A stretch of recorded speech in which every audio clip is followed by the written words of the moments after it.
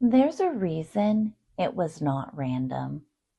You didn't just happen to end up with someone predatory. You were not naive. You were not stupid. And you were not too loving. You were recognizable. Wetiko doesn't hunt everyone. It hunts specific nervous systems. The myth that needs to die first. Empaths are often told, you're targeted because you're too kind. It's not accurate enough. You are targeted because you are attuned, you are perceptive, you register subtle emotional shifts, and your nervous system reads what others miss. But most importantly, you carry life force in a way predatory consciousness cannot generate. That is the actual currency. Wetiko does not seek strength, it seeks access. This is critical.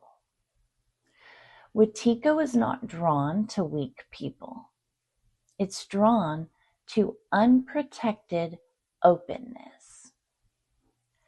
Empaths tend to have porous energetic boundaries, overdeveloped relational radar, a reflex to soothe tension, a survival pattern of reading the room. Often because early on, safety depended on it. Your empathy was not cultivated for love. It was cultivated for survival and safety. Let's discuss the empath's original wound. Many empaths grew up in environments where emotional attunement kept them safe. They had to read their caregivers' moods in order to prevent being harmed. Harmony was rewarded. Self-expression was secondary to regulation of others. So the empath learns very early on, I survive by tuning into you and not myself. This creates an exquisite sensitivity and an equally exquisite vulnerability. Why can Wetiko see you? Predatory consciousness is highly perceptive, but in a different way. It scans for responsiveness, guilt when boundaries are set and enforced, empathy without containment, self-doubt masquerading as humility, people who question themselves more than they question others. To Wetiko, this reads as accessible nourishment, not consciously, instinctually. The energetic dynamic that no one wants to name. Here's what's really happening beneath the psychology. Empaths generate coherence. Wetiko consumes coherence. When you bring presence, warmth, reflection, care, the predatory system stabilizes temporarily, feels calmer, more alive, more powerful. And that's why they mirror you, idealize you, attach quickly, seem activated around you. You're not being loved. You are being used as a regulator. So why logic does not stop this pattern? Many empaths say, but they knew exactly what hurt me. How could they not care? Because Wetiko understands pain cognitively, not relationally. It maps vulnerability the way a hunter maps terrain. That doesn't mean the person is a monster. It means empathy has gone offline. The empath's fatal misunderstanding, it's that often empaths believe if I can just explain it clearly enough, they'll finally understand.